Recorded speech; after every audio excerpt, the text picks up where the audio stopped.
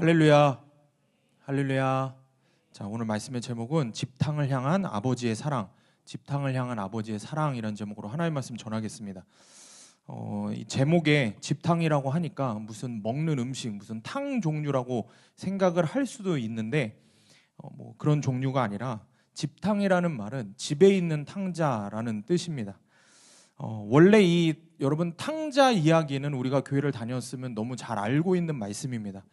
이 탕자 이야기, 둘째 아들, 그러니까 아버지의 재산을 미리 상속받아서 그 많은 재산을 다 허비하고 돌아온 탕자의 원래 이 탕자 이야기는 초점이 맞춰져 있습니다. 그런데 하나님께서 오늘 우리 소암교회에 허락하신 본문은 여전한 방식으로 우리가 큐티를 하고 그날 주신 말씀을 갖고 주일에도 말씀을 전하는데, 우리에게 허락하신 본문은 이 돌아온 탕자, 그러니까 다시 말해서 둘째 아들에 대한 이야기는 싹 빠지고 그 뒤에 이어지는 탕자의 형에 대한 이야기가 오늘 말씀의 본문입니다. 자, 그런데 여러분 말씀을 큐티 해보면 아시겠지만 이 둘째 아들만 탕자가 아닙니다. 첫째 아들은 몸은 집 안에 있는, 아버지와 함께 살았지만 집 안에 있는 그런 탕자였습니다. 아버지의 마음을 도무지 헤아리지 못하는 탕자의 삶을 살았던 것이 또한 큰 형의 모습, 집 안에 있는 탕자였습니다. 오늘 본문이 이 누가복음 15장인데 앞선 누가복음 14장에서 예수님께서 계속해서 하셨던 말씀이 있어요. 그게 뭐냐면 하나님의 나라에 대해서 이야기를 하셨습니다. 그러니까 천국 잔치에 대해서 이야기를 하셨습니다. 비유로 천국 잔치에 대해서 말씀을 하셨는데, 누가 하나님의 나라, 이 천국 잔치에 초청을 받았습니까? 여러분 혹시 기억을 하십니까? 누가 천국 잔치에 초청을 받았는지? 소 사고 밭 사고 장가 든 사람들이 초청을 받았습니다. 다시 말해서 천국에 1차적으로 초청을 받은 사람들은 잘 먹고 잘 사는 사람들이었어요. 그런데 그들이 주님이 청하신 그 청함에 응답하지 않고 거부를 합니다. 그러니까 이렇게 잘 먹고 잘 사는 사람들이 천국에 초대를 받았다라는 것은 이 잘 먹고 잘 사는 사람들이 누구를 의미하냐면은 당시의 종교 지도자들, 바리새인과 서기관들을 이야기하는 겁니다. 그런데 이 바리새인과 서기관들은 교만해서 하나님의 말씀이 들리지 않으니까 어리석게 하나님 나라의 잔치를 사양하고 참여하지 않습니다. 그러니까 예수님이 이어서 그들이 잔치에 오지 않으니 누구를 초대를 합니까? 소외된 사람들을 초대합니다. 가난한 자, 맹인된 자, 저는 자, 몸이 불편하고 세상에서 전혀 주목받지 못하고 소외된 사람들, 어려운 사람들을 초청을 하십니다. 자, 그래서 예수님이 이 앞선 14장에서 말씀하시고자 하는 그 말씀의 의미가 무엇이었냐? 이런 거예요. 너네가 종교 생활을 잘하고 있다고 해서, 그러니까 교회에 나와서 예배를 드리고 말씀도 큐티하고 신앙생활을 잘하고 있다고 너네들 스스로 구원받은 자녀라고 착각하지 말라고. 너희가 분명히 천국 잔치의 청함을 먼저 받았지만 너희의 삶으로 그 청함을 거부했다라고 이야기하시는 겁니다. 그러니까 결국엔 어떻게 됩니까?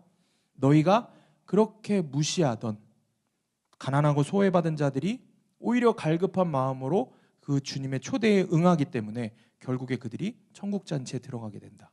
천국에 들어가게 된다라고 예수님 말씀하시는 겁니다. 이게 예수님의 이 말씀은 당시에 바리새인과 서기관들에게 하시는 말씀이었어요. 경고의 메시지입니다. 그리고 동시에 오늘 예배에 나와서 예배를 드리고 있는 저와 여러분에게도 하시는 경고의 메시지인 겁니다.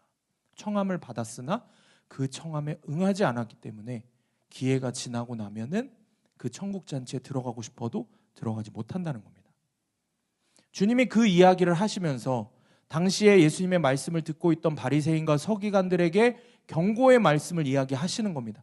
그리고 이어서 오늘 본문의 탕자의 이야기를 하시는 겁니다. 그러니까 여러분 잘 생각해 보십시오. 탕자의 이야기는 원래 탕자가 누구예요? 첫째 아들이에요? 둘째 아들이에요? 탕자가 둘째 아들이죠. 그래서 우리가 돌아온 탕자라고 이야기를 하면서 둘째 아들에게 초점을 맞춥니다. 근데 사실 예수님이 정말 이 비유를 이야기하신 대상은, 경고의 말씀을 하신 대상은 누굽니까? 집 안에 있는 탕자. 예수님이 포커스를 맞춘 거는 집 안에 있는 탕자. 그러니까 성전 안에 있는 바리새인 탕자, 교회 안에 있는 우리 같은 그리스도인 탕자들에게 하시는 경고의 메시지인 것입니다. 우리가 오늘 본문의 말씀, 앞선 말씀, 어제 큐티 본문까지 합쳐서 돌아온 탕자의 이야기들이라고 이야기를 하지만 정말 우리가 주목해서 보아야 하는 것은 그래서 오늘 말씀인 겁니다. 우리에게 해당되는 진짜 말씀은 집 안에 있는 탕자들입니다. 그런데 여러분, 우리는 지금까지 누가 탕자라고 생각을 했습니까? 탕자를 누구라고만 생각했습니까? 안 믿는 내 가족들, 여러분 가정에 믿지 않는 가족들, 믿음이 없는 가족, 그러니까 교회라면 질색하고 세상이 좋아서 교회를 떠나고 교회를 등지는 가족, 예배 한번 나오자고 하면 절대 안 나오려고 핍박까지 하는 가족들, 이런 가족들이 탕자라고 생각을 했습니다. 그런데 오늘 본문의 말씀은 큰아들, 집 안에 있는 탕자가 집탕이 더 큰 문제라고 예수님이 이야기를 하시는 겁니다. 예수님은 탕자의 이야기를 누구에게 하신 거라고요? 당시에는 바리새인과 서기관들에게 하신 거예요.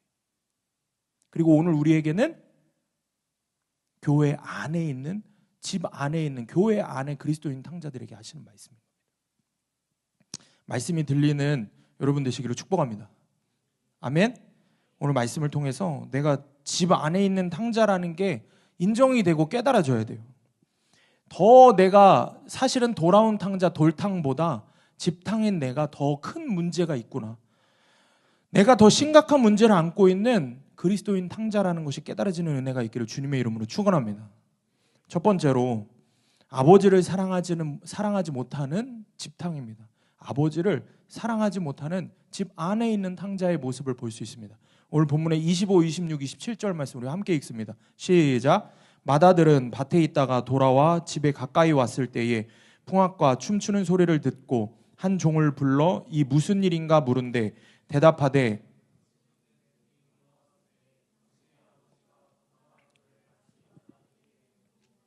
살찐 송아지를 잡았나이다 하니. 아멘. 자, 큰아들이 밭에서 일을 하다가 집으로 돌아왔습니다. 그런데 집 근처에 오니까 음악 소리가 들리는 거예요. 동생 탕자가 돌아온 거예요. 동생이 돌아온 거예요. 그런데 돌아온 그 동생 탕자를 위해서 아버지가 뭐를 열었습니까? 잔치를 열었어요. 그러자 이 큰아들이 어떻게 반응을 합니까? 28절을 보면 그가 노하여 들어가고자 하지 아니하거늘 아버지가 나와서 권한대 라고 말씀을 합니다. 그러니까 화가 머리 끝까지 난 상태인 겁니다. 지금 28절에 노하여라는 말이 나오는데 이 노하여라는 말은 그냥 좀 화가 난 게 아닙니다. 그냥 화가 난 수준을 이야기하는 게 아닙니다. 기분이 상했다. 아버지가 동생만 편애를 하니까 삐졌다. 뭐 이런 정도의 표현을 이야기하는 게 아니에요. 이 노하여라는 표현은 헬라어로 오르게라고 하는 헬라어에서 유래된 겁니다. 이 오르게라고 하는 헬라어는 아주 잘 익어서 안에 과즙이 꽉 차 있는 열매를 이야기하는 겁니다. 그러니까 지금 큰아들, 이 집탕의 마음의 분노가 어떤 모양인 거예요? 머리부터 발끝까지 꽉 차 있는 거예요.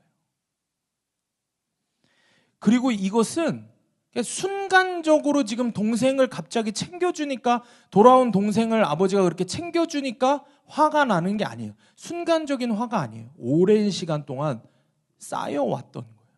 오랜 시간 동안 쌓여왔던 분노가 동생이 돌아온 시점에 폭발한 거예요.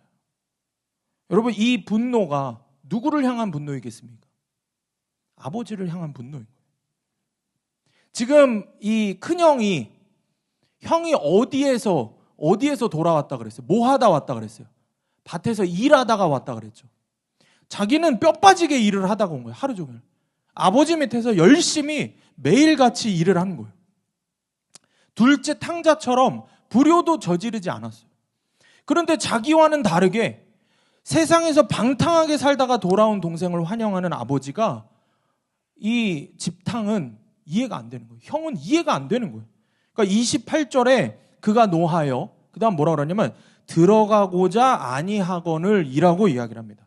들어가고자 아니하거늘, 잔치 안으로 들어가고자 아니하는 거예요. 안 들어가려고 하는 거예요. 그런데 동생의 잔치에 안 들어가겠다고 하는 이 표현이 미완료형입니다. 그러니까 무슨 얘기예요? 한 번만 그냥 집에 안 들어가겠다고 아버지 앞에서 그냥 뭐 이렇게 까탈부리는 게 아니라 계속 안 들어가겠다고 화를 내고 있는 겁니다. 분을 계속 내고 있는 겁니다. 끝까지 들어가지 않겠다고 쉬지 않고 화를 내는 겁니다. 자, 그러면서 자기가 왜 화가 났는지 29절 말씀에서부터 이야기를 합니다. 29절 말씀 우리 다 같이 읽어보겠습니다. 시작. 아버지께 대답하여 이르되 내가 여러 해 아버지를 섬겨 명을 어김이 없거늘 내게는 염소 새끼라도 주어 나와 내 벗으로 즐기게 하신 일이 없더니. 아멘. 내가 오랫동안 아버지를 섬겼습니다. 아버지를 섬기고 아버지의 명을 어긴 적도 없다 이거예요. 큰형이 얘기를 하는 거예요. 그런데 어떻게 나에게는 아버지 그렇게 효도하고 아버지 밑에서 있었던 열심히 뼈 빠지게 일했던 나에게는 염소 새끼 한 마리도 안 주는데 저 돌아온 탕자에게는 살찐 송아지까지 잡아서 잔치를 베풀고, 이게 이해가 안 되는 거예요. 그러면서 여기서 아버지를 자기가 뭐라고 얘기해요? 섬겼다라고 이야기를 한단 말이에요.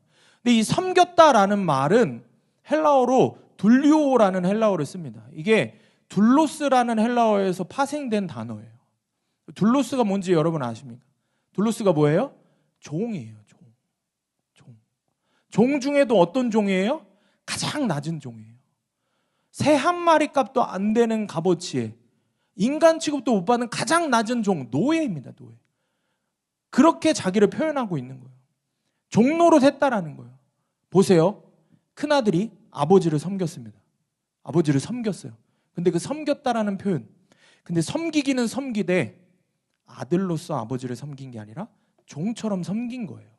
이게 여러분 잘 보셔야 되는 게, 그래서 정말 열심히 섬겼구나 이렇게 해석을 하는 게 아닙니다. 아버지가 그 아들, 큰아들은 유산을 상속받을 자예요. 자기의 대를 이을 자는, 기업을 물을 자예요. 기업을 물을 자가 지금 뭐라고 얘기하는 거예요? 종과 같이 일했다고, 뼈 빠지게 일했다고 이야기하는 거예요. 그걸 듣고 좋아할 아버지가 어디 있어요? 아버지에게는 지금 이 큰아들의 말이 가슴이 찢어지는 소리를 하고 있는 거예요. 아버지를 아버지로 여기지 못하고 그저 상전으로 여기고 아버지한테 어떻게 하면 잘 보일 수 있을까, 그런 마음으로 죽도록 일을 하는 거예요. 죽도록 일을 하는 거예요. 아버지한테 잘 보이려고. 그러니까 여러분, 우리 청년들 잘 들어보세요. 큰아들은 자기가 했던 모든 일들이, 자기가 아버지를 위해서 했던 모든 헌신이 아버지를 사랑해서 한 게 아닌 거예요. 내 아버지니까, 내 아버지의 일이니까, 당연히 아버지의 일이 나의 일이니까, 아버지를 내가 사랑하니까, 가족이니까, 아버지의 기쁨이 내 기쁨이니까, 그래서 그 일들을 한 게 아니에요. 그죠? 인정받으려고 발버둥 치는 거예요. 그러니 어떻게든 자기 의를 내세워야 되는 거예요. 어떻게든 실수하면 안 되는 거예요. 이게 저와 여러분의 모습일 수 있습니다. 여러분 지금 이 시간에 여기 나와서 왜 예배 드리고 계십니까? 여러분 왜 봉사하고 헌신하고 있습니까? 여러분 하루 살기도 왜 그렇게 바쁜데 매일 큐티까지 하십니까? 인증도 꼬박꼬박 그거 왜 하십니까? 그것도 모자라서 동행일기를 쓰자고 하면 왜 동행일기, 말씀기도뿐만이 아니라 동행일기까지 쓰라고 하면 여러분 그런 거 왜 합니까? 더 근본적인 질문을 해볼까요? 여러분 예수님 왜 믿습니까? 하나님을 정말 내 아버지라고 여기고 아버지와의 사랑의 관계에서 기쁨으로 그 모든 일을 하십니까? 아니면 종처럼, 노예처럼 해야 하는 의무로 여기면서 마치 안 하면 나를 지옥에 보내실 것 같으니까, 또는 공동체에서 내가 소외될 것 같고 내가 인정을 받지 못할 것 같으니까 그래서 종처럼, 노예처럼 그렇게 일하고 있지는 않습니까? 그러니까 이런 사람은, 이런 집탕은 열심히 해도 문제고 열심히 안 해도 문제인 거예요. 열심히 할 때는 자기 의의를 채워야 되는 거예요. 자기 인정을 채워야 되는 거예요. 그래서 열심히 하는 거예요. 그렇게 좀 하다가 해보다가 잘 안 되고 실수하면은 하다가 지쳐서 그만뒀을 때는 어떻게 됩니까? 심한 자기 연민에 빠지는 거예요. 그래서 이런 문제들이 생겼을 때 이런 문제들을 주님과의 사랑의 관계의 문제로 보는 게 아닌 거예요. 그러니까 또 그때는 마치 내가 믿음 없는 사람이 될 것 같아서, 괜히 다른 청년들은 다 하는데 나는 안 하면은 죄인 된 것 같아서, 누가 뭐라고 하지 않았는데도 스스로 자책을 하고 아니면 스스로 분노해서 공동체를 떠나고 믿음을 버리고, 누가 뭐라 하지 않아도 스스로가 그런 모습으로 와서 예배드리고 그런 모습으로 큐티를 해주시고 그런 모습으로 기도 같지도 않은 기도를 하면서 헌신 같지도 않은 헌신을 하면서 그런 모습으로 자기의 의의를 채워나가는 거예요. 그 어디에도 이 집탕은 아버지와의 사랑의 관계, 그건 없는 거예요. 이게 지금 집안의 탕자, 큰아들의 모습인 거예요. 여러분, 이게 우리의 모습인 거예요. 그런데 여러분, 그렇게 하는 신앙생활은요, 결국에 자기의로 가득 찬 신앙생활을 하기 때문에 하나님이 기뻐하시는, 아버지가 기뻐하시는, 아버지의 마음을 감동시키는 신앙생활을 할 수가 없어요. 그렇게 하는 신앙생활, 그렇게 하는 헌신, 그렇게 드리는 예배는 아버지를 더 모욕하고 아버지의 마음을 더 찢어놓는 게 되는 거예요. 자녀로 삼아줬더니, 예수 십자가 보혈로 자녀 삼아줬더니 자꾸 종의 모습으로 아버지의 사랑을 위해서 하는 게 아니라 자기 의의와 인정을 채우려고 그 일들을 해나가는 모습을 보고, 또 하다가 혼자 열심히 하다가 혼자 앞만 보고 가다가 넘어지면 거기서 또 주저앉아서 혼자 자책하고 앉아있고, 그런 모습을 아버지가 보면 아버지의 마음이 얼마나 찢어지겠냐는 거예요. 제가 그랬어요. 사랑받으려고 그럼 노력해야 되는 줄 알았어요. 실수하면 안 된다고 생각을 하면서 살았어요. 교회에서도 집에서도 어디에서도 그런 마음이 제 안에 가득했어요. 저희 부모님은 저를 정말 무섭게 신앙생활을 가르치셨어요. 초등학교 때부터 매일 성경을 읽고 쓰고 암송하지 않으면 학교도 보내지 않으시고 밥도 안 주실 정도로 정말 그렇게 무섭게 신앙생활을 가르치셨어요. 그러니까 저는 부모님의 사랑도 하나님의 사랑도 오해하면서 사는 거예요. 무슨 뜻이냐? 제가 잘해야, 열심히 해야 사랑해 주시는 줄 알았어요. 나는 절대 탈선하고 실수하면 안 되는 줄 알았어요. 그러니까 고등학교를 자퇴하게 된 사건은 저에게 있어서 감당이 안 되는 사건인 거예요. 나는 이제 인생의 낙오자구나. 나는 부모님에게도 하나님에게도 만족스러운 자랑할 만한 자녀가 되지 못하겠구나. 그냥 말할 수 없이 심한 자기 연민에 빠져서 내 스스로에게 상처를 주면서 지낸 거예요. 그런데 동시에 참 미안한 게, 여러분 아마 엄청 공감이 될 거예요. 특히 우리 모태장아찌들은 엄청 공감이 될 거예요. 제 안에 엄청난 분노가 생기는 거예요. 자기 연민으로 그렇게 주저앉으면서도 우울해지면서도 또 한편으로 엄청난 분노가 생기는 거예요. 내가 이렇게 어려서부터 열심히 신앙생활을 했는데, 그러니까 사실은 정말 주님 사랑을 알아서 주님 사랑하려고 한 것도 아니면서 자기의로 가득 찬 모습으로 종교생활을 했으면서도 어쨌든 그럼에도 고난의 사건이 오니까 하염없이 무너지면서 하나님에 대한 분노가 치밀어 오르는 거예요. 그래서 하는 행동이 자기 연민에 빠져서 내 자신에게 상처를 주는 거예요. 그런데 여러분, 그것이 사실은 막 내 탓이오 하는 겸손, 내 자신에게 주는 그런 벌, 상처 이런 게 아니에요. 이게 뭐냐면 일종의 영적인 자해인 거예요. 영적인 자해인 거예요. 하나님 앞에서 하는 영적인 자해인 거예요. 여러분, 자해를 하는 사람들 왜 자해를 하는지 아십니까? 죽으려고 하는 게 아니에요. 자해하는 사람들은 살려고 하는 거예요. 자신 안에 도저히 어떻게 할 수 없는 분노가 있는데 이 분노를 다른 이들한테는 이거 해를 입힐 수는 없으니까 자기 자신에게 해를 입히는 거예요. 자해를 하는 거예요. 그러면서 나 좀 보라는 거예요. 내가 정말 힘들고 내가 정말 죽을 것 같으니까 나 좀 보라고, 나 살고 싶다고 이야기를 하는 거예요. 영적 자해도 동일합니다. 자기 연민에 빠져서 자기 탓을 하지만 이게 겸손이 아닌 거예요. 사실은 모두 하나님께 분노를 쏟아내고 있는 거예요. 하나님이 정말 살아있으면 도대체 왜 내 삶이 이러냐는 거예요. 사실은 이런 분노를 쏟아내고 싶은 거예요. 근데 그렇게 말은 못하겠으니까 자기 자신에게 상처를 입히는 거예요. 내가 이런 말도 안 되는 가정에서 태어나게 하신 게 하나님 당신 아니냐고. 내 스스로 영적 자해를 하면서 하나님한테 삿대질을 하는 거예요. 내가 이런 힘든 상황과 환경에 처하게 하신 게 하나님 당신 아니냐고. 그러니까 그것을 하나님께 쏟아내고 싶은데 그럴 용기가 없으니까 하나님 앞에서 내 자신을 탓하고 신세를 탓하는 거예요.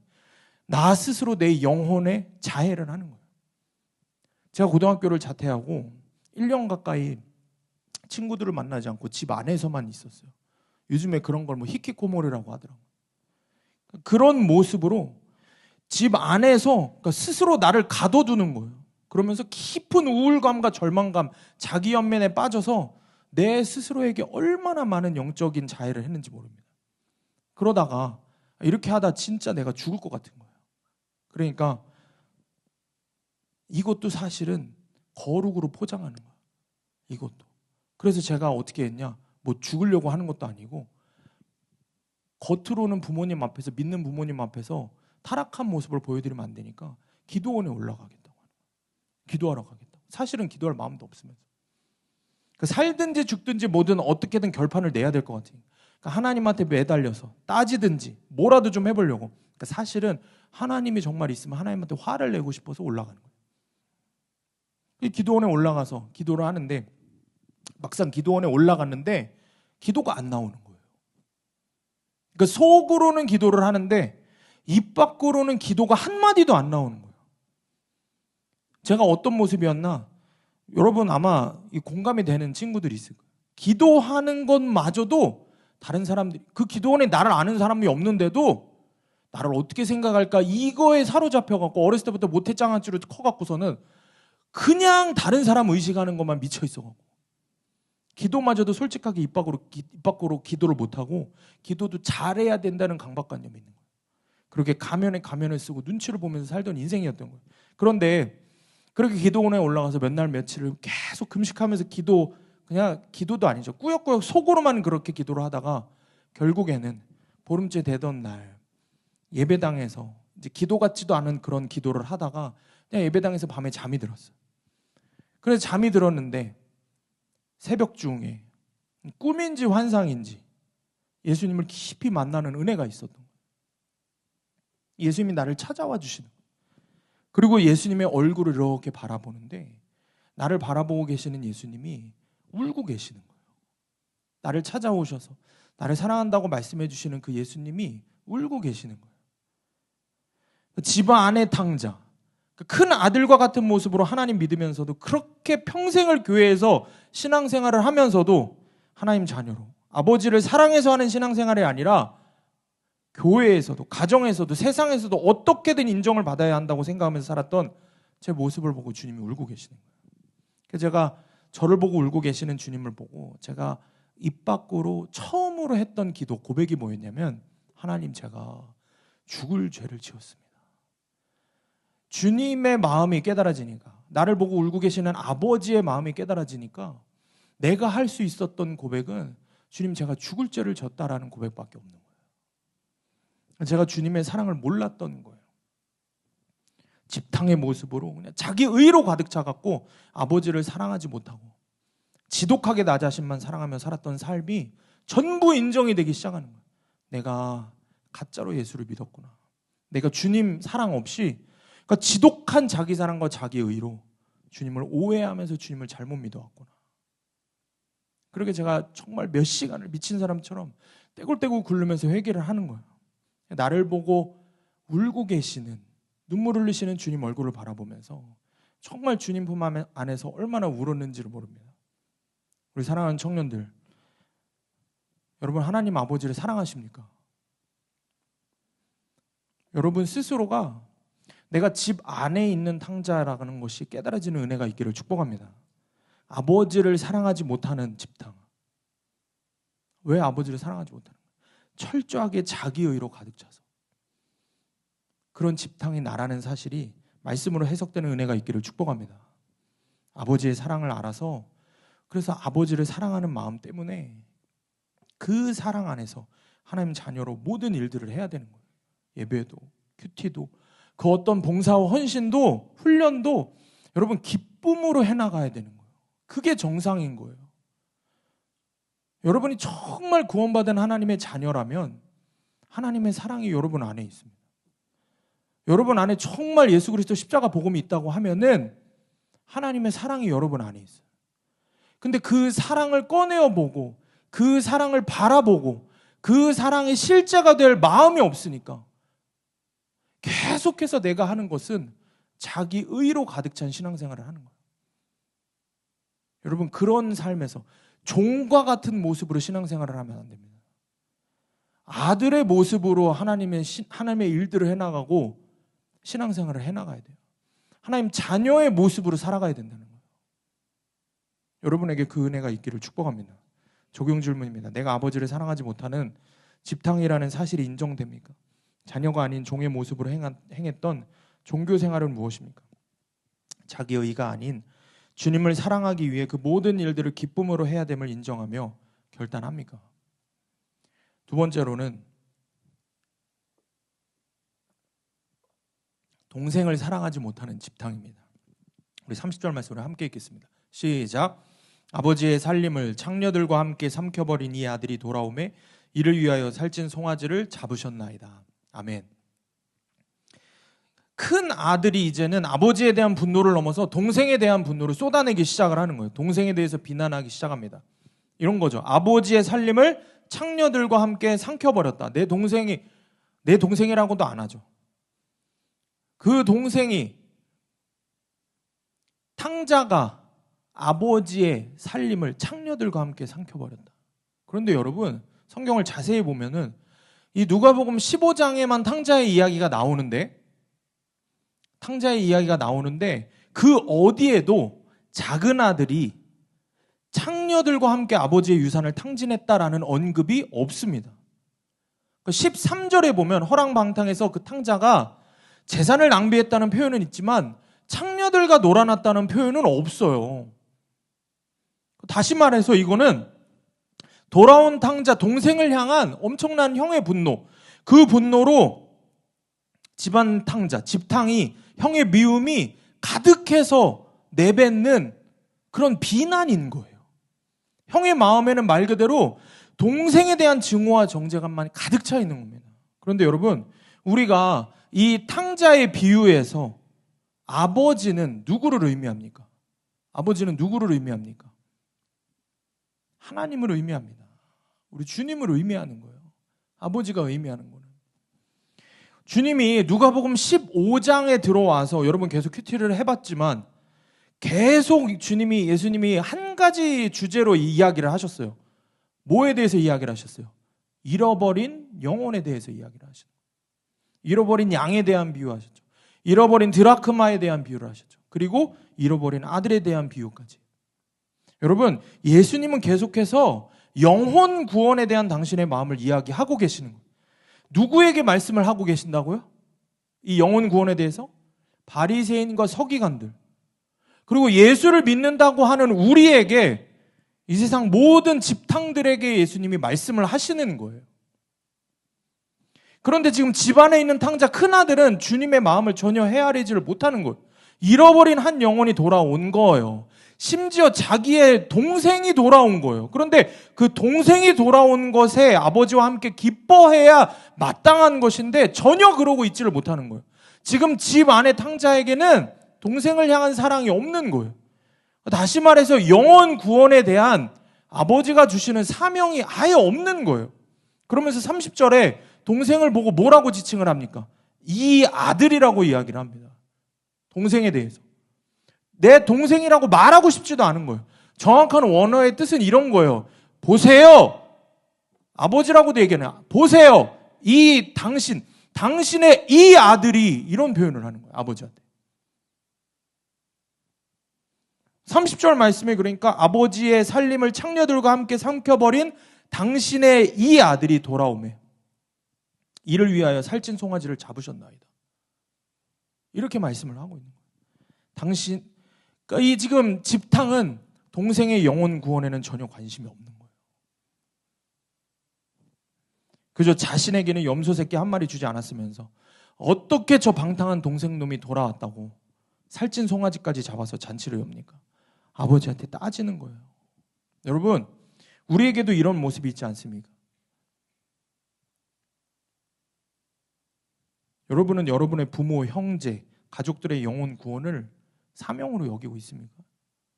오늘 밤에 주님 오시면 여러분들 아빠, 엄마, 형제들 천국 갈 수 있습니까?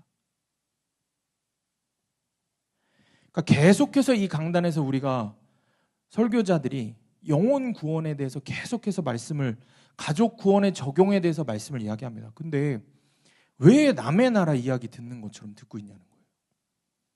하나님을 만났다고 하면서 이해가 안 되는 거예요.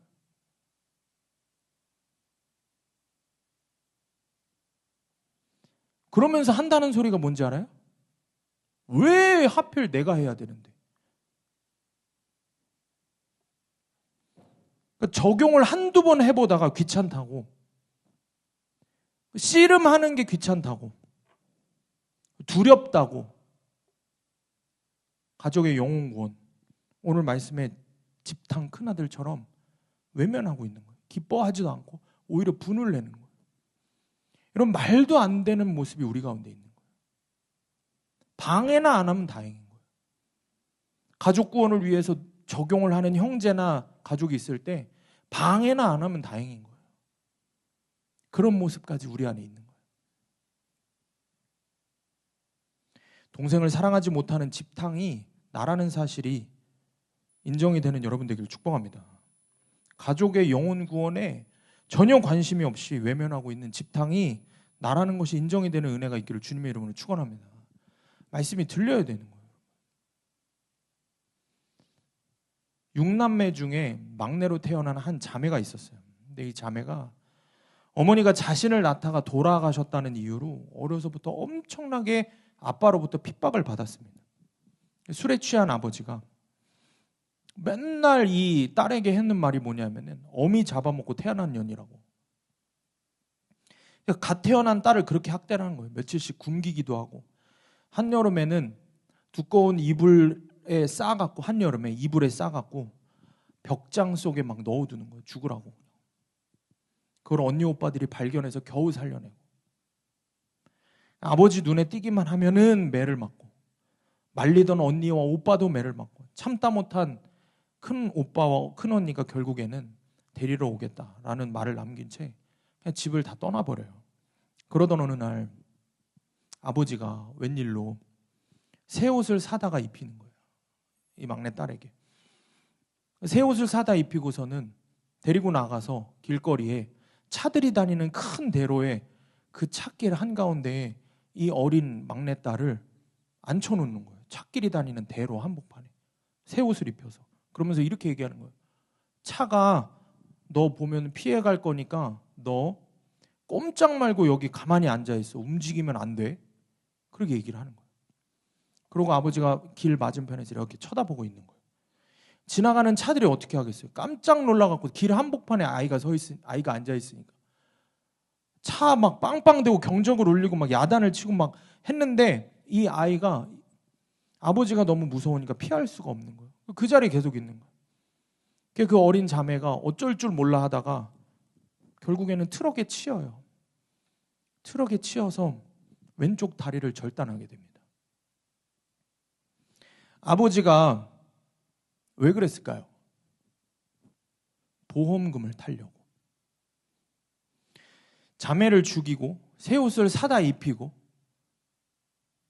그러니까 그런 방법을 해서 보상금을 더 받아내려고 하는 거예요. 이 소식을 듣고 나서 집 나갔던 큰언니가 달려와서 이 사정을 보고 나서 아버지를 자기가 평생 용서하지 않겠다 그러고 아버지 장례식에도 안 오겠다 그러고 그냥 집을 다시 나가버려요. 큰오빠는 너무 충격을 받아서 옛날 이야기인데 월남전에 전쟁의 자원에서 입대를 했고 거기서 그냥 전사를 해요. 그러니까 이 자매가 지금 사고가 난 것에 대한 보상금, 큰 오빠가 전쟁에 나가서 전사를 한 거에 대한 보상금, 이런 목돈이 생긴 아버지가 어떻게 했냐, 그 목돈을 갖고 기뻐하면서 새엄마를 맞이하는 거예요. 처음에는 그 새엄마가 친절하게 대해줬대요. 그런데 새엄마도 이제 임신을 하고 나니까 태도가 완전히 바뀌는 거예요. 그러니까 고등학교에 입학한 둘째 오빠에게 돈을 벌어오라고 강요를 하면서 도시락도 싸주지 않고, 그래서 결국에는 그렇게 견디다 둘째 오빠도 집을 나가서 절로 들어가 버린 거예요.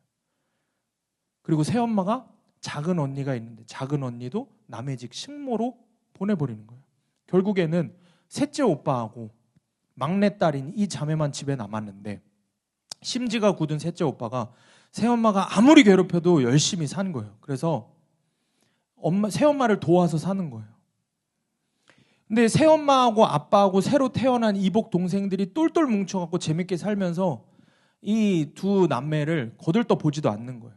그래도 셋째 오빠가 불평 없이 아버지 일을 돕고 그 와중에도 공부를 열심히 해서 고등학교에 수석으로 졸업을 하고 공무원이 됩니다. 그리고 셋째 오빠의 도움으로 이 자매도 무사히 고등학교를 졸업을 해서 그 면사무소에서 일을 하게 됐다고 해요. 여러분, 이런 이야기를 들어본 적이 있습니까? 실제 있었던 일입니다. 실제 있었던 간증이에요. 그러니까 자기의 삶을 충분히 이 사람은 비관하고 불평하면서 살 수 있었어요. 그런데 정말 그녀에게 귀한 하나님의 은혜가 임해서 이분이 교회를 나가게 되고 하나님을 깊이 만나게 돼요. 그러고 나서 이 자매가 이런 고백을 합니다. 그 고백한 고백문을 제가 읽어드리겠습니다. 나의 꿈은 대학에서 학생들을 가르치는 것이다. 희망이 있는 나에게 장애는 아무것도 아니다. 목발을 짚은 성치 못한 왼쪽 다리도 내 의지를 꺾을 수는 없다. 우리가 고향집에 찾아가도 별로 달가워하지 않는 새엄마와 이제는 초라하게 늙은 아버지, 새엄마는 너무한다 싶게 아버지를 무시하고 구박을 한다. 지금도 큰언니는 아버지를 절대 용서할 수 없다며 고향에도 가지 않는다. 하지만 나는 아버지도 사랑하고 언니도 불쌍하다. 언니가 어서 가슴에 맺힌 한을 풀고 새엄마가 낳은 막내까지 우리 6남매가 부모님을 모시고 사이좋게 살았으면 좋겠다. 이 소원이 꼭 이루어지리라 믿으며 오늘도 나는 부지런히 말씀을 붙들고 하루를 보낸다. 이 자매가 자기를 죽이려고 했던 아버지, 평생 장애를 가지고 살게 한 그 아버지를 그럼에도 사랑한다고 이야기를 합니다. 더 나아가서 새엄마와 이복동생까지 모두가 사이좋게 살기를 바란다고 하는 거예요. 그리고 그들의 영혼 구원을 위해서 기도하면서 말씀으로 적용하며 평생 포기하지 않겠다고 고백을 하는 겁니다. 여러분, 이 자매는 도대체 어떻게 이렇게 원수 같은 아버지를 사랑할 수 있었을까요? 하나님을 만났기 때문인 거예요. 하나님을 만난 사람은 자신의 삶의 목표가 바뀌는 거예요. 잃어버린 영혼을 향한 아버지의 마음을 깨닫게 되기 때문이에요.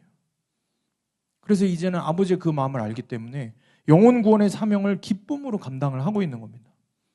저와 여러분도 분명 하나님을 만났고 하나님의 은혜를 경험을 했습니다. 그럼 하나님 아버지의 마음, 영혼 구원을 향한 아버지의 마음을 우리가 분명히 알고 있습니다. 여기서 모르는 사람이 없어요. 그런데 왜 순종하지 않고 적용하지 않고 외면하고 분을 내고 불순종하고 있습니까? 여러분, 오늘 말씀을 통해서 내가 동생을 사랑하지 못하는 집탕이라는 사실을 깨닫는 여러분 되기를 축복합니다. 내 형제, 내 가족에게 복음 한마디도 전하지 못하는 가짜 그리스도인, 집 안에 있는 탕자, 하나님의 자녀가 아니라 종으로. 여러분, 무서운 이야기는 종으로 산다는 그 뜻이 하나님의 종으로 산다는 뜻이 아니에요. 죄의 종으로 산다는 뜻인 겁니다. 하나님의 자녀가 아니면은 여러분은 죄의 종으로 살고 있는 거예요. 여러분이 어떤 모습으로 살고 있는지 여러분이 집탕이라는 사실이 깨달아지는 은혜가 있기를 축복합니다. 1년 전쯤에 제가 한 청년하고 페이스타임을 했어요. 이 친구가 정말 고민이 가득한 얼굴로 조심스럽게 자기의 이제 걱정들을 이야기를 했습니다. 가족들이 아무도 예수님을 믿지 않는데 몇 년 동안 그렇게 가족 구원을 위해서 기도하고 있는데 이게 전혀 이루어질 기미가 안 보인다는 거예요. 너무 지치고 포기하고 싶다고 이야기하는 겁니다. 그러면서 얼마 전에 자기가 엄마랑 이야기를 하는데 네가 이제 성인이 돼서 대학을 가고 군대를 가면은 나는 이제 아빠하고 더 이상 못 살 것 같다. 이런 얘기를 하셨다는 거예요. 이 친구가 제 앞에 와서 그런 얘기를 하면서 두려워서 펑펑 우는 거예요. 자기가 정말 열심히 기도하고 적용을 했는데 하나님이 자기한테 왜 이러시는지 모르겠다고. 제 앞에서 그런 하소연을 하는 거예요. 제가 이야기를 쭉 들어주고 페이스타임을 하고 나서 마치고 나서 사실은 걱정이 너무 많이 됐어요. 이 친구가 이제 포기하려나? 그렇게 열심히 기도하고 큐티하고 적용한다고 했는데 상황이 점점 더 어려워지니까 하나님 원망하면서 그만두려고 하나? 걱정이 되는 거예요. 그런데 이 친구는 하나님 아버지의 마음을 알았어요. 잃어버린 영혼을 향한 아버지의 마음을 분명히 알았기 때문에 가족의 영혼 구원을 누구보다 바라면서 끝까지 포기하지 않고 적용을 했습니다.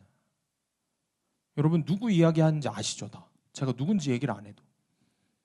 이 친구 지금 열심히 지금 훈련소에서 훈련받고 있어요. 근데 여러분 이 친구가 어떤 열매를 맺었습니까? 결국에 엄마를 전도를 했어요.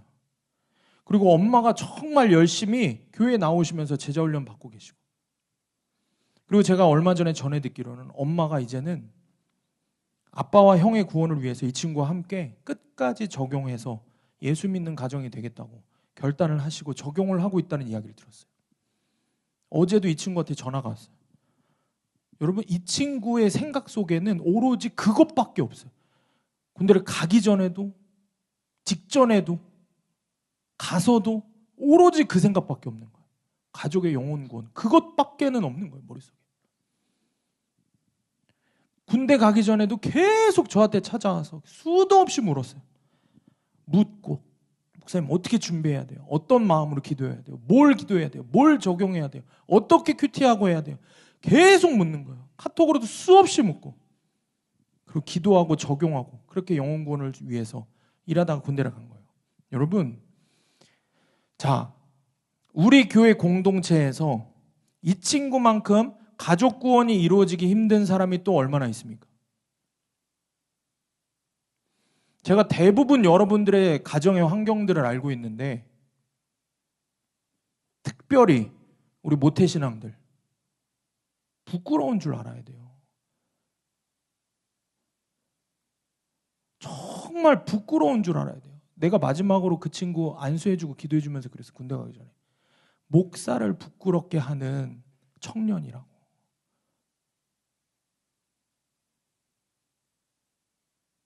부끄러운 줄 알아야 돼요. 우리가 어려서부터 교회 다닌 친구들. 여러분 왜 여러분들 부모 형제 영혼 구원에 그렇게 관심이 없으십니까? 왜 그렇게 관심이 없어요? 왜 그렇게 남의 일처럼 여기는 거예요? 천국과 지옥에 대한 설교를 못 들어봤습니까? 우리 교회만큼 천국과 지옥에 대해서 적나라하게 이야기하는 교회가 도대체 어디 있고, 그럼 어떻게 구원받아서 어떻게 천국 가야 되는지 복음에 대해서 그 말씀만 전하는 교회도 많지 않은데 금요일은 복음에 대해서, 수요일은 가족 구원에 대해서 계속해서 말씀에 대해서, 주일날은 천국과 지옥에 대해서 수도 없이 여러분들에게 이야기를 하는데 여러분 상황이 힘듭니까? 복음을 전하기가? 이 친구보다 힘듭니까? 이 친구가 여러분 없는 곳에서 흘렸던 눈물이 얼마나 많은 줄 알아요? 여러분들은 모태신앙들이나 지금 이 자리에 있는 여러분들은 상상도 못할 어려움 가운데에서 얼마나 많은 적용을 했는 줄 알아요? 제가 그 순간들을 너무, 그 고백들을 너무 잘 알기 때문에 그 친구의 가족이 구원받는 역사들을 보면서 하나님 살아계시구나라는 것을 믿을 수밖에 없는 거예요. 여러분 하나님 나라 가서 뭐라고 대답하실 거예요? 저는 이렇게 생각해요. 과연 가족 구원에 전혀 관심이 없는 집탕이 하나님 나라는 갈 수 있을까? 여러분, 상황과 환경이 문제가 아니에요. 저와 여러분의 믿음이 문제인 거예요. 아버지의 마음을 모르는 게 문제인 거예요. 잃어버린 영혼을 향한 아버지의 마음을 몰라도 너무 모르기 때문에 여러분 안에 지독한 자기 사랑만 있을 뿐이지 영혼에 대한 사랑, 영혼 구원의 사명은 없는 겁니다. 김양재 목사님 말씀하시는 게 야망은 사망이고 사명은 생명이라고 그랬습니다. 그러니 여러분들에게 사망이 있겠습니까? 생명이 있겠습니까? 내 자신을 위해서 사는 삶은 사망인 거예요. 자신의 자아의 만족을 위해서 예배드리는 것조차도, 신앙생활하는 모든 것조차도 자기의 만족과 자기의 원함과 내 입맛에 맞게 신앙생활하는 사람은 신앙생활조차도 야망으로 하는 거예요. 그럼 신앙생활을 하면 할수록 사망인 거예요. 정말 내가 예수 믿는 믿음으로 신앙생활을 한다면 사명밖에 없는 거예요. 그 사명으로 영혼 구원의 사명을 감당을 하니 생명밖에 나을 수 없는 거예요. 여러분, 언제까지 미루려고 합니까? 기회가 다 지나고 나서 후회도 아무 소용이 없어요. 예수님 그래서 오늘 15장의 이 잃어버린 영혼들의 양에 대한 비유, 잃어버린 것 영혼들에 대한 비유를 이야기하시면서 그 이전에 14장에서 그래서 천국 잔치에 대해서 얘기하시는 거예요. 여러분 다 청함을 받았다니까요. 그게 기쁘세요? 그게 기쁘세요? 청함을 받았는데 내 죄를 깨닫고 내가 죄인임을 알고 고백하고 그래서 주변에 있는 가족들과 모두를 위해 영혼구원을 위해 사명을 감당하는 자가 그 자가 천국에 들어가는데 바리새인과 서기관들은 그렇게 하지 않았어요. 저와 여러분의 모습인 거예요. 청함을 먼저 받으면 뭐예요? 예수님을 만났으면 뭐하냐고. 그러니까 왜 하나님을 만나는 은혜를 경험을 했잖아요. 내가 물을게요. 여러분 하나님 만나는 은혜를 경험할 때 여러분들이 뭘 했어요? 여러분들이 무슨 노력을 했어요? 그냥 값없이 주신 거예요. 수련회 따라가는데 갑자기 은혜를 주신 거고 예배를 참석했는데 은혜를 주신 거고 그 여러분들이 한 게 없이 하나님이 전적인 은혜를 주셨잖아요. 그러면 이제 순종해야 될 거 아니야. 그 주신 은혜에 순종을 해야 내 믿음이 될 거 아니에요. 언제까지 미루실 거냐는 거예요. 미룰 수 없다는 겁니다. 오늘 말씀을 통해서 저와 여러분이 이 동생을 사랑하지 못하는 집탕이라는 것이 인정되는 은혜가 있기를 축복합니다. 여러분의 죄들이 오늘 이 시간 깨달아지고 고백되어져서 돌이키게 되는 은혜가 있기를 주님의 이름으로 축원합니다. 적용 질문입니다. 내가 형제를 사랑하지 못하는 집탕이라는 사실이 인정됩니까? 내가 포기했던 영혼 구원의 사명은 누구입니까? 아버지의 마음을 깨달아 다시 한번 여러분 결단하시길 바랍니다. 마지막으로 결론적으로 그럼에도 집탕을 향한 포기하지 않는 아버지의 사랑이 있습니다. 말씀을 정리할 텐데 오늘 본문의 말씀 우리가 너무 잘 아는 돌아온 탕자에 대한 그 본문의 말씀이 있는 겁니다. 그런데 그 돌아온 탕자의 여러분 결말 잘 알죠? 어떻게 돼요? 돌아온 탕자가 말 그대로 돌아온 거죠. 탕자가 돌아왔죠. 둘째 아들이 결국 아버지께 돌아와요. 그리고 아버지가 그 아들이 돌아오는 걸 보고 멀리서부터 알아보고 뛰어가서 아들을 맞이하고 그러면서 잔치를 베풀어 줍니다. 자, 그런데 계속 얘기했듯이 오늘 말씀에 우리 수암교회에게 오늘 이 시간 여러분에게 저와 여러분에게 하나님께서 주신 포커스는 돌탕이 아니라 집탕이라고 그랬어요. 그렇다면 집탕의 결론도 알고 계십니까? 집탕의 결론이 어떻습니까? 28절 말씀 함께 읽습니다. 시작. 그가 노하여 아멘. 큰아들이 아버지에게 화를 내며 동생을 위한 잔치에 들어가지 않겠다고 난리를 치고 있습니다. 그런데 아버지가 어떻게 행동합니까? 아버지가 나와서 권한대라고 이야기합니다. 이 권한대라는 단어가 위로하고 설득하고 이런 의미를 갖고 있습니다. 그러니까 아버지가 직접 나와서 큰아들을 위로하고 설득하는 모습을 상상해 봐야 돼요. 지금 큰아들이 뭘 하고 있다고요? 잔치에 안 들어가겠다고 아버지한테 바락바락 대들고 그러고 있는데 아버지가 나와서 옆에서 애가 타갖고 잔치에 들어가야 된다고 옆에 서갖고 그렇게 이야기를 하는 거예요. 근데 이것 또한 아버지의 이런 모습 또한 권하는 모습 또한 권한대라는 단어 또한 미완료형이에요. 쉬지 않고 큰 아들 옆에서 애타게 잔치에 들어가자. 그래도 들어가자. 꼭 들어가야 돼라고 이야기를 하는 아버지의 모습인 거예요. 여러분, 이 잔치는 뭐를 의미합니까? 천국을 의미하는 겁니다. 자기 의로 가득 차서 아버지가 준비하신 천국 잔치에 들어가지 않겠다고 자기 죄로 가득 차서 이 잔치가 어떤 잔치인지도 모르고 그렇게 죽어가는 집탕인 나를 보면서 주님이 내 옆에서 애타는 마음으로 나를 붙잡고 위로하고 달래고 설득하시는 거예요. 이런 말도 안 되는 모습이 지금 마지막 결론인 거예요. 이 구절만이 아니에요. 31절 말씀 보면 아버지가 이르되 예 너는 항상 나와 함께 있으니 내 것이 다 내 것이로되. 주님 말씀하시는 거예요. 내 아들아, 내 딸아, 내가 너와 항상 함께 있지 않았느냐. 그런데 너는 더 이상 무엇이 필요하다라고 이야기를 하는 거야. 주님의 음성이 들리는 여러분 되시기를 축복합니다. 여러분, 구속하시는 하나님의 마음을 깨달아야 되는 거예요. 나는 철저하게 집탕으로 아버지도 사랑하지 않고 동생도 사랑하지 않고 살았는데 그런 나에게 아버지의 결론은 내 곁에 오셔서 내가 네 옆에 있다. 나 하나면 충분하지 않냐라고 말씀을 해주시는 거예요. 제가 지난주에 거듭되는 죄들로 무너진 날들이 있었습니다. 제 안에 지독한 자기사랑으로 이게 아무리 해보려고 해도 도저히 끊어지지 않는 죄가 있는 거예요. 그 죄로 또 넘어져서 주님 앞에 정말 고개를 들지 못하고 나는 안 되나 보다. 그러고 제 안에 좌절을 하고 있었어요. 마치 오늘 말씀의 집탕이 딱 내 모습인 거예요. 아버지를 사랑하지 않는 집탕. 영혼 구원을 위해 영혼도 사랑하지 않는 집탕. 그냥 지독하게 나만 사랑하는, 자기 자신만 사랑하는 집탕. 그게 제 모습이라는 게 막 이제 깨달아지는 거예요.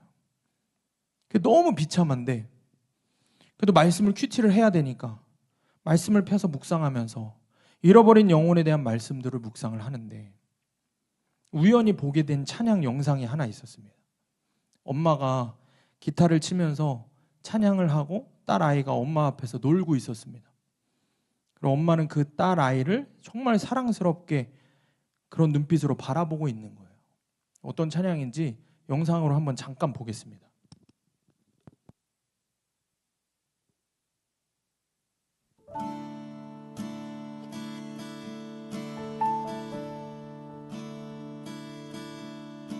주 사랑이 나를 숨쉬게 해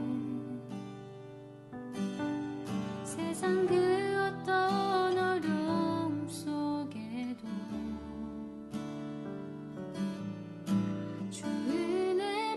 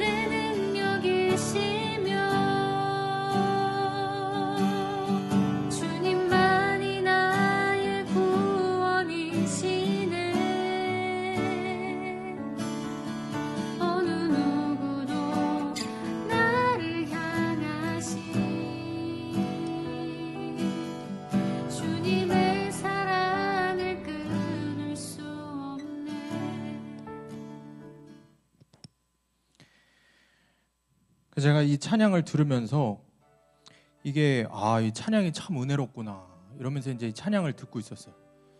찬양을 딱 듣고 있는데 그러면서 이제 말씀을 묵상을 하는데 이 지금 이 영상에 엄마의 그 딸을 바라보는 눈빛이 정말 사랑스럽죠. 정말 사랑하는 마음으로 쳐다보잖아요. 근데 그 영상의 댓글에 맨 위에 댓글에 우연히 제 눈에 스치면서 지나간 댓글이 하나 보이는 거예요. 댓글에 이런 글귀가 보이는 거예요. 하나님은 나를 저렇게 사랑스러운 눈으로 바라봐 주시겠지.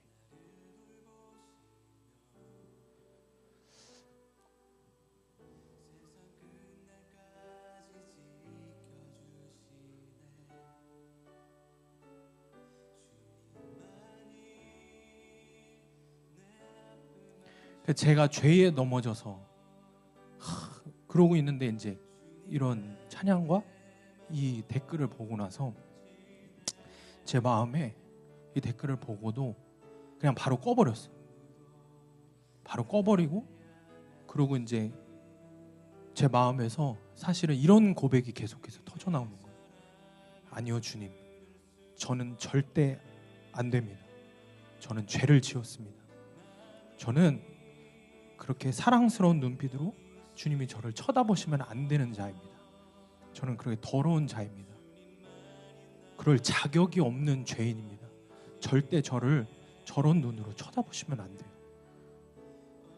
그렇게 제 마음으로 계속 고백을 하고 있는데 이 고백을 하는데 계속해서 제가 눈물이 계속 나는 거예요. 왜냐하면 제 마음에 점점 분명히 믿어지는 게 하나 있는 거예요. 뭐냐면 내가 아무리 주님 나를 그렇게 보시면 안 된다라고 고백을 하고 있지만 주님이 나를 저렇게 사랑스러운 눈으로 바라보고 계시다라는 게 믿어졌기 때문이에요. 그러면서 이런 고백이 터져 나오는 거예요. 큰아들 집탕처럼 내가 자기의로 가득 차서 아버지를 사랑하지 않고 죄를 짓고 있던 그 순간에도 내가 죄를 짓고 있던 그 순간에도 하나님은 나를 저렇게 사랑스러운 눈으로 바라봐 주셨구나. 자기 사랑으로 가득 차서 영혼 구원에 대한 것들을 포기하고 두려워하고 목사인데도 불구하고 영혼 구원에 대한 사명을 감당하지 않고 싶어서 너무 힘이 들어서 주님 하고 싶지 않아요라고 그렇게 내 삶으로 주님 앞에 그렇게 살고 있을 때 내가 원하는 대로 그렇게 살고 있을 때 동생을 사랑하지 못했던 집탕처럼 그런 모습으로 살고 있었을 때 그때도 하나님은 나를 저렇게 사랑스러운 눈으로 바라봐 주셨구나. 주님은 그렇게 한순간도 내 곁을 떠나지 않고 그런 사랑의 눈으로 나를 바라보고 계셨구나. 28절에 아까 이야기한 대로 큰아들 옆에서 간절하게 애통한 마음으로 설득하시는 아버지, 내 아버지구나. 31절에서 내가 항상 너와 함께 있지 않았느냐라고 말씀하시는 그 아버지가 내 아버지구나. 이게 집탕을 향한 아버지의 사랑이구나. 죄를 지어서 죄인이 아니라 죄인이기 때문에 죄를 짓는다고 했습니다. 우리 존재 자체가 죄인이라고. 그런 나를 바라보시는 아버지의 눈은 한순간도 정죄의 눈이 아니라 사랑하는 눈으로 돌아오기를 원하시는구나. 내가 집탕으로 집안에서 교회 안에서조차도 그런 모습으로 살아갈 때 주님은 그렇게 나를 사랑하시는구나. 사랑하는 청년들, 우리가 이 시간 돌이켜 회개하는 은혜가 있기를 축복합니다. 여러분 돌이켜서 결단하시길 바랍니다. 주님, 내가 자기의로 가득 차서 아버지를 사랑하지 않고 종처럼 노예처럼 신앙생활했던 그 안에서도 내 인정을 채우려고 하고 그게 안 되면은 자기 연민에 빠져서 내가 영적 자해를 일삼았던 나를 주님 제가 돌이키기를 원합니다. 주님 자기 사랑으로 가득 차서 내 형제와 가족을 사랑하지 않고 영혼 구원을 원하시는 아버지 마음을 다 무시하고 내게 주신 그 영혼 구원의 사명을 모두 포기했던 주님 내가 그 죄를 돌이키기를 원합니다. 주님 내가 이렇게 결단하고 돌이키고 할 수 있는 유일한 이유는 오늘 말씀에서처럼 오늘도 아버지는 내 옆에서 나를 사랑스러운 눈으로 바라보시면서 나를 설득하시고 나에게 당신의 애통한 마음을 잃어버린 그 한 영혼을 위해서 살아야 된다라고 이야기하시는 주님이 계시기 때문에, 그 주님 때문에 우리가 능히 집탕의 모습에서 정말 아버지를 사랑하는 아들의 모습으로, 아버지를 사랑하는 자녀의 모습으로 살아가게 될 줄, 변화될 줄 믿습니다. 여러분 안에 이 고백과 이 결단이 있기를 주님의 이름으로 축원합니다. 우리 함께 기도하겠습니다.